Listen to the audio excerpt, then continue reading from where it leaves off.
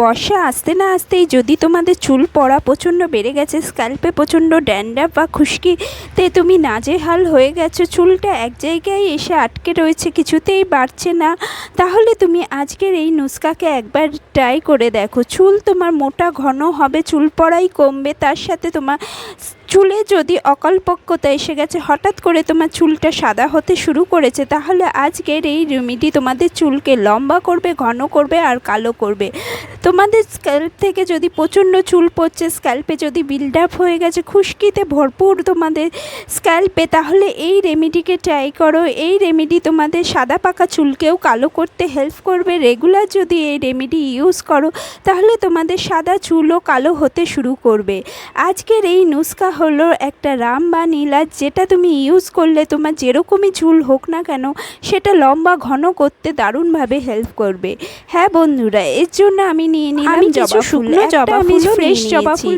হ্যাঁ, যারা ভাবছো যে আমার কাছে তো জবা ফুল নেই, আমি কি করব, তাহলে তোমরা জবা পাতা নিয়ে নাও, বা তুমি যদি অনলাইনে শুকনো জবা ফুল কিনতে পারো তাহলে, বা অনলাইনে জবা ফুলের গুঁড়োও কিনতে পাওয়া যায়, সেটাও ইউজ করতে পারো।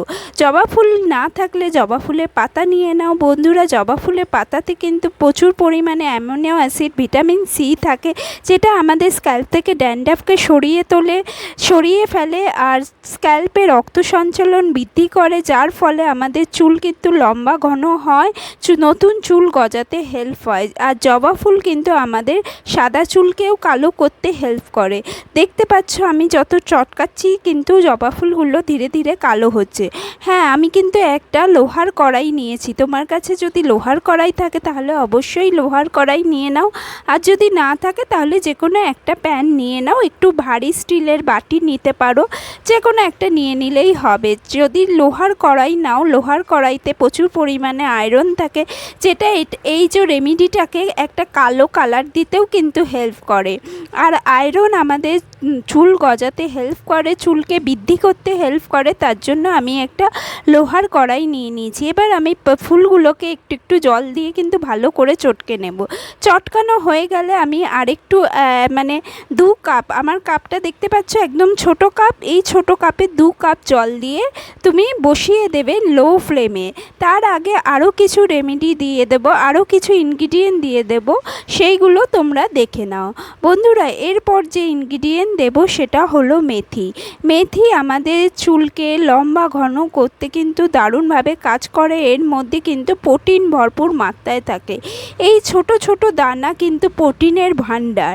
এর মধ্যে আরও থাকে নিকোটিনিক অ্যাসিড, লেসিথিন, যেগুলো আমাদের চুলকে লম্বা ঘন করতে দারুণভাবে কাজ করে। এই যে আমাদের চুলে যে কোলাজিনকে বুস্ট করতে কিন্তু মেথি খুব ভালো কাজ করে। এরপর আমি দিয়ে দিচ্ছি পেঁয়াজ। পেঁয়াজ ছাড়া কিন্তু চুলের কোনো রেমেডি হয়ই না বলতে গেলে। বন্ধুরা, পেঁয়াজ এত দারুণভাবে কাজ করে চুলকে লম্বা ঘন করতে আর নতুন চুল গজাতে। যেখানে তোমার টাক পড়ে যাচ্ছে সেখানে কিন্তু নতুন চুল গজাতে এই যে পেঁয়াজ, এইরকম লাল রঙের পেঁয়াজটা কিন্তু দারুণভাবে কাজ করে। সালফার আমাদের যে মাথাতেও কিন্তু নতুন চুল গজাতে হেল্প করে। হ্যাঁ বন্ধুরা, নতুন চুল গজাতে কিন্তু পেঁয়াজ খুব ভালোভাবে কাজ করে। এবার বলবে, যদি সত্যিই পেঁয়াজ এইভাবে কাজ করতো তাহলে পেঁয়াজের দাম তো আরও বেড়ে যেত, তাহলে কোনো ছেলেরাই আর টাক থাকতো না। তাহলে সেইটা শুনে নাও কেন তাদের টাক হয়ে যায়। একটা টাইমের পর টাক পড়া কিন্তু স্বাভাবিক অনেক ছেলেদের ক্ষেত্রেই। যখন স্ক্যাল্প যে ফলিকলসগুলো থাকে, সেই ফলিকলসগুলো যদি ডেড হয়ে যায় তারপর কিন্তু চুল গজানো সম্ভব হয় না।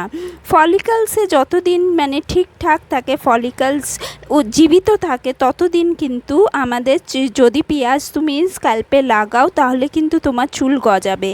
একটা টাইমের পর যদি চুল পড়তে পড়তে ফলিকলসগুলো ডেড হয়ে যায়, তখন তুমি পেঁয়াজ কেন, মিনক্সিডিল বলো, পৃথিবীর যে কোনো জিনিস ঘষে ফেলো না কেন, তোমার চুল কিন্তু গজাবে না, নতুন চুল গজাবে না।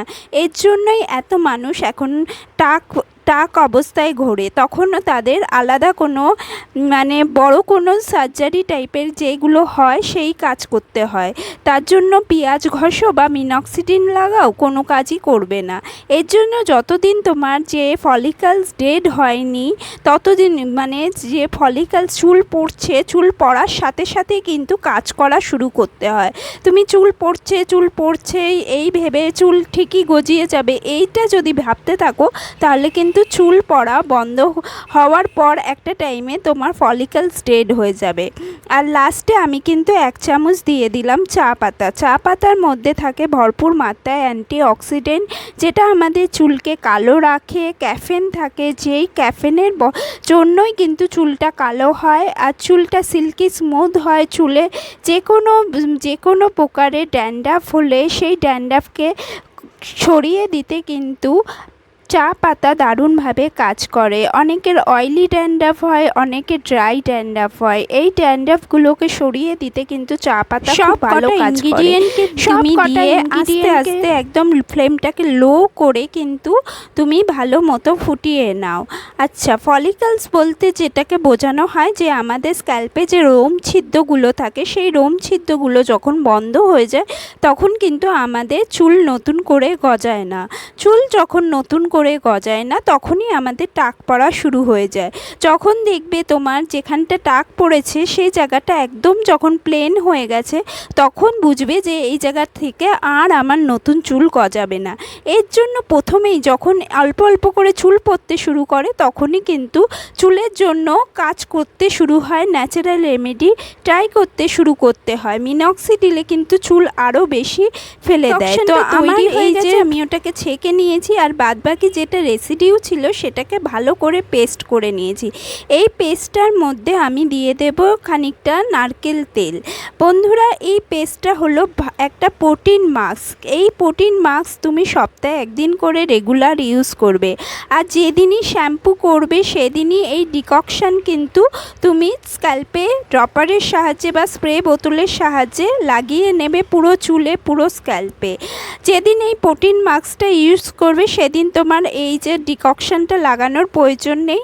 এই মাস্কের মধ্যেই তুমি 1-2 চামচ এই ডিককশানটা দিয়ে ভালো করে পেস্টটা বানিয়ে নাও। এই পেস্টটাকে চুলে লাগিয়ে ফেলো। চুলে লাগিয়ে 1/2 ঘন্টার জন্য শাওয়ার ক্যাপ পরে রাখো বা প্লাস্টিক দিয়ে আটকে রাখো, নাহলে এটা যদি চুলে শুকিয়ে যায় তাহলে তোমার চুল আরও ড্রাই হয়ে যাবে। এই মাস্ক তোমার চুল পড়াকে কমাবে, ড্যান্ড্রাফ কমাবে, চুলকে আরও মজবুতি দেবে।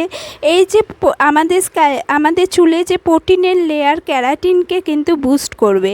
আর এই যে ডিককশানটা তুমি একটা স্প্রে বোতলে ভরে ফ্রিজে স্টোর করে রাখো। যেদিন শ্যাম্পু করবে তার আগের দিন রাতে তুমি এটাকে স্প্রে করে পুরো চুলে লাগিয়ে রাখতে পারো, বা তুমি শ্যাম্পু করার 1-1.5 ঘন্টা আগেও এটা চুলে ভালো করে লাগিয়ে ম্যাসাজ করো। তো ভিডিওটা আজকের মতো এই পর্যন্ত। রেমেডি ট্রাই করে অবশ্যই